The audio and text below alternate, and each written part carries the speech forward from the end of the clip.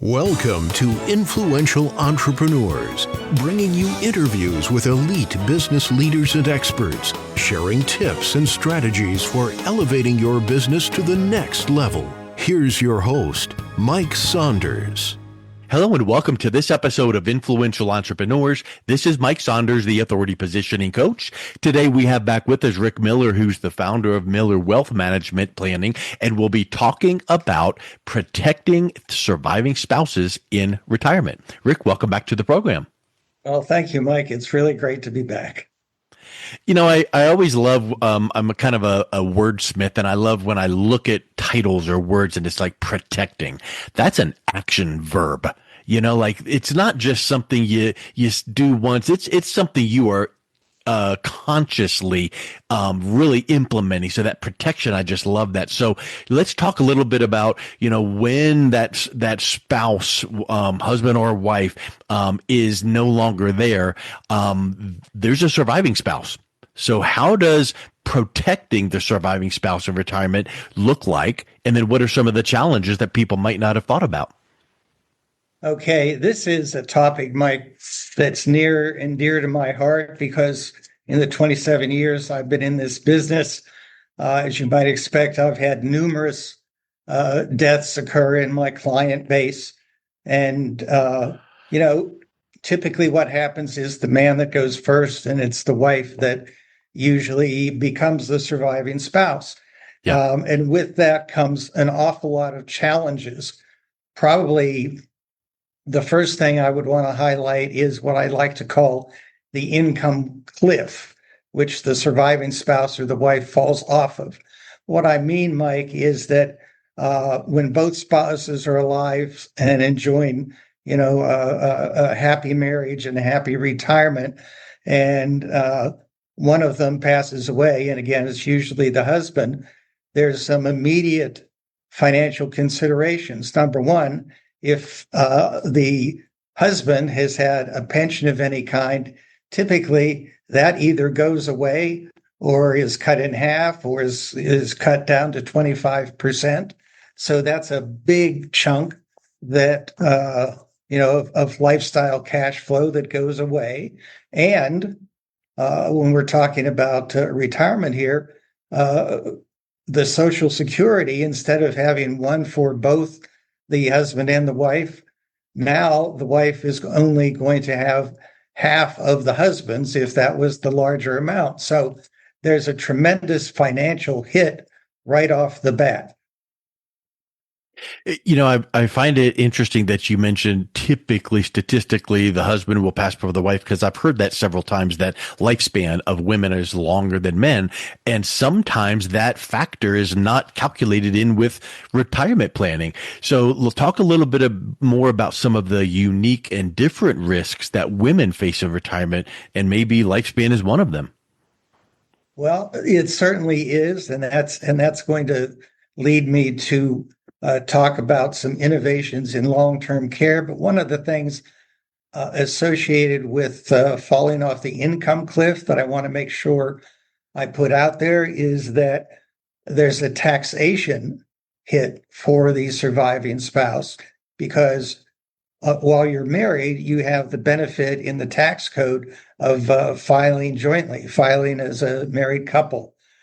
Now, the surviving spouse has to file as an individual. And that means what? That means her tax rates are going to go up. So combined with the income cliff and the tax hit, it's something that has got to be, Mike, a key feature and an emphasis on retirement planning for women, because again, they tend to outlive us guys. And they probably deserve it. They're the fairer sex and the better sex, if you ask me. I agree with you there.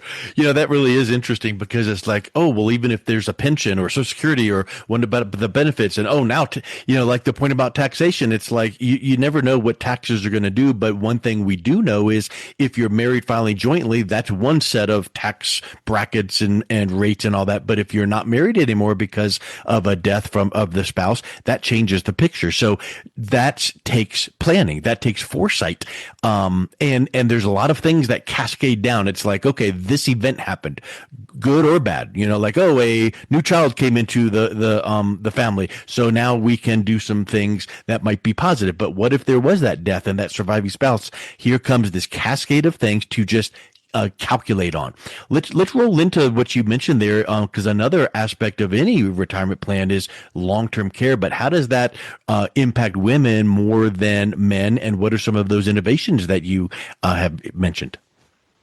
Well, first of all, because women tend to outlive men, if you look at the statistics, women's average stay in a nursing home or needing care of any kind is in excess of 5 years. And most people are aware of the high cost of long-term care in a facility, and in some cases, the even higher cost of getting the care at home, which of course, pretty much all of us would prefer to be in that situation. So the number one thing as a part of my practice, and it's a white paper that I've written some years ago, actually, is how to hedge the long-term care risk, because this is a unique and difficult risk. Think about this, Mike. Do you know if you're going to need long-term care? No. If you need it, do you know how long you'll need it? No. Right. Do you know how much it's going to cost? No. Where are you going to be able to get the care? Can you get it at home? Do you end up necessarily in a facility? So there are so many unknowns that from a financial planning perspective, Mike, it's very, very difficult, because there's all those are question marks without clear answers. So, but didn't I hear recently that, or somewhere I heard this, that statistically around 70% of people will need some form of long-term care in their lifetime. And there's many levels of long-term care. We know that, from full-on memory care or, assisted living, things like that. But 70% is a pretty large stat. Well, yeah, and that is the correct number, unfortunately. It can range from, a few months or a year and a half. Men typically, to get back to the statistics, once they start to require care, whether it's at home or in a nursing home, they usually have passed on within 2 years. So, but again, if they're part of a happily married couple, the spouse is gone. Now, what assets are left and remaining for the surviving spouse? Yes. So, what people generally and Americans certainly universally don't realize is that there are 9 unique ways of hedging the long-term care risk. And I use that term hedge because, again, it's such a situation where there's no certainty about any of those questions we went. So what financial advisors need to do is they need to understand what all the tools are, because let's take the traditional financial or long-term care insurance plan. Those are fine. There are issues over time with premiums being raised, but the idea is if you have one that works, it's going to provide, let's say, $400,000 towards your long-term care. Well, Mike, in Florida, where I'm sitting right now, the average facility cost is $100,000 a year. So, 4 years worth of coverage. Just 4 years worth of coverage, and those costs inflated over 6% a year. So, women, surviving spouses in particular, are in a great deal of peril of running out of money. And all the traditional kinds of ways of preparing for long-term care are ways to essentially amass more assets or use insurance vehicles. But what they don't do, or where they kind of fall away is when someone actually is in a facility or needs care. And that's where this innovation that I mentioned to you uh, has come to be available in the United States. You Well, would I love the find it word innovation. interesting. So I'm excited Yes. to hear about that. Well, interestingly enough, if we look at England, the UK, there are no traditional long-term care policies available. Many of the life insurance and annuity hybrid vehicles that we are familiar with here in the US are not available there. In the entire history of the UK, there has only been one way for families to approach the long-term care risk. And interestingly enough, is only after the risk has become real, or someone is diagnosed with uh, early dementia, or Yeah. they're starting to have trouble functioning independently at home. That's when all the preparation in the past, will have to start shelling out dollars for Yes. care, and that's traditionally where, if you're in a position of needing care, you you you can't get it. If you haven't prepared, you have to rely on your own assets. And Because so isn't it kind of like driving a car around town with no car insurance and then getting in an accident and then shopping for car insurance? Well, it's too late. You just wrecked your car. That's a great analogy. Thank you for that. I'll use that and I'll quote you. Okay, good. But that's a perfect analogy. Yeah. Once the risk has hit you, you're out of luck. Well, that's Yeah. where the immediate care plan, which has again been used for decades in the UK, is now available in the United States. And what this does is it essentially leverages the assets that the family has.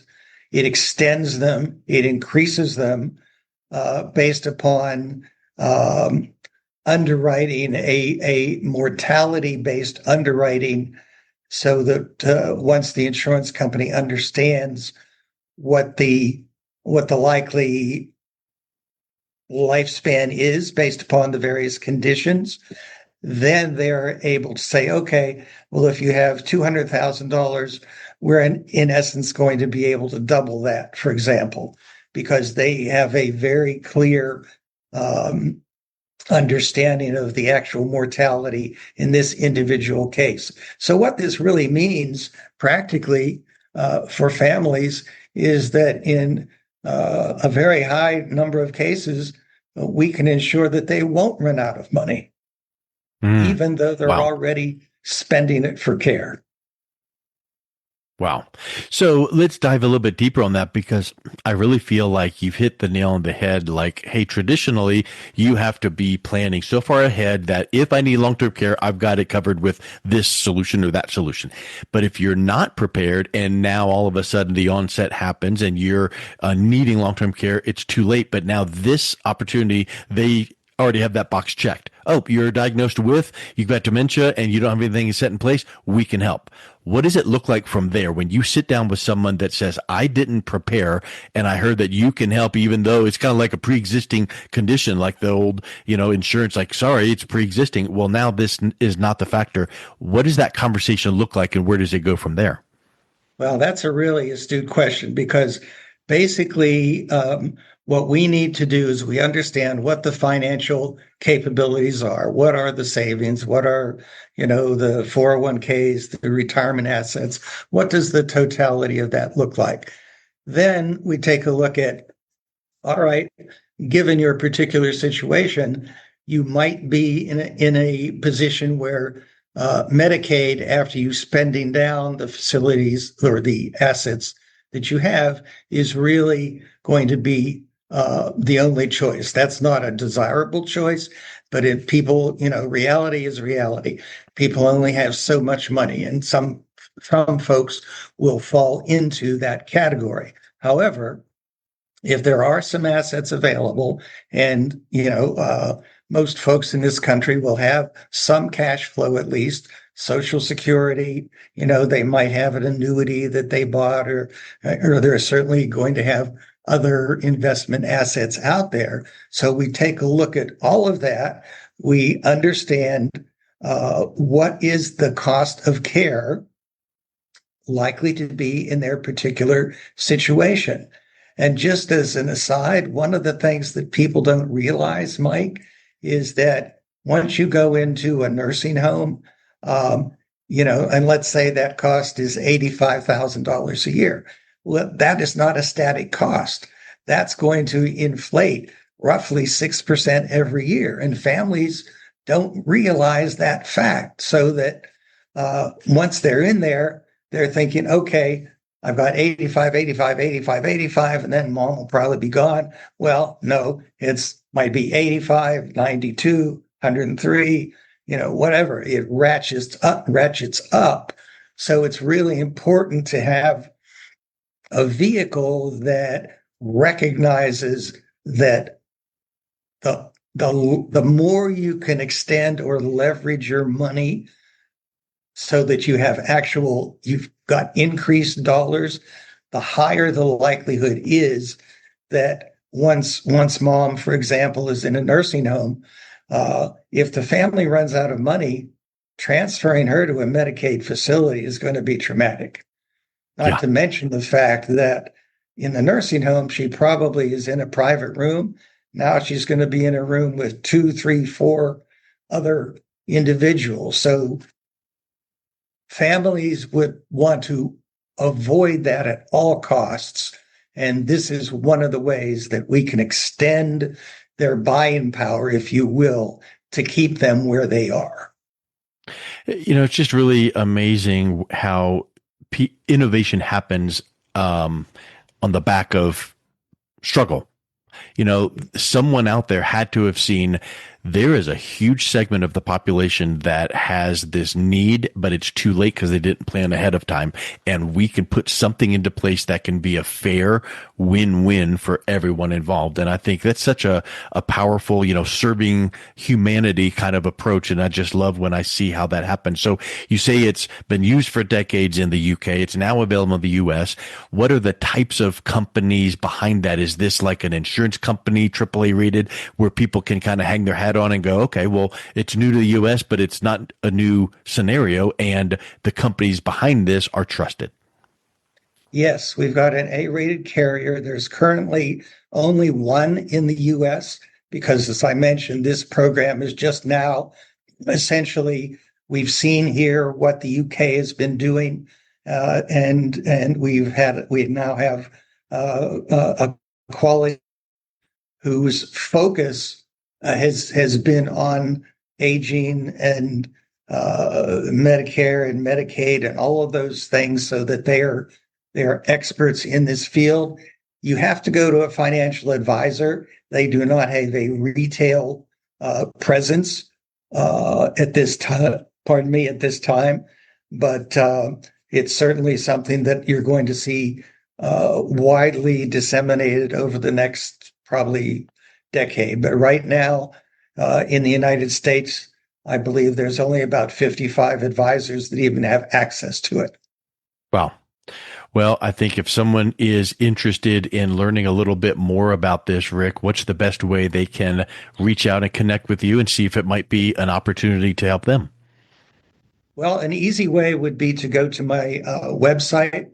The website in this case is thecaregapsolution.com. That would give them just a wealth of information. It would expand on what we've discussed here today. Beyond that, you can certainly reach me via email. My personal email, professional email is rickmilleradvisor@gmail.com, or they can certainly call or text me directly, 703-401-3672. And just let me know that, with texting or emails, sometimes things end up in the spam box. I make it a priority to return my calls and emails as quickly as possible. If you haven't heard from me within 24 hours, ring me up again, because I can tell you. And let me add one other thing. Sure. One other point is that the facilities might love this, because their biggest costs are when they have to move somebody out. And then and then they have to market that bed, to fill that bed. So the assisted living facilities who are currently participating in this program now have their retention rate, above 98%, which is like, it's golden for them. So it's a win-win, not only for the clients and those in need, but for the facilities providing the service. Wow. Sounds amazing. I really appreciate you coming on to explain this to us, Rick. Thank you so much. Oh, it's quite my pleasure. Thank you, Mike. You've been listening to Influential Entrepreneurs with Mike Saunders. To learn more about the resources mentioned on today's show or listen to past episodes, visit www.influentialentrepreneurssradio.com.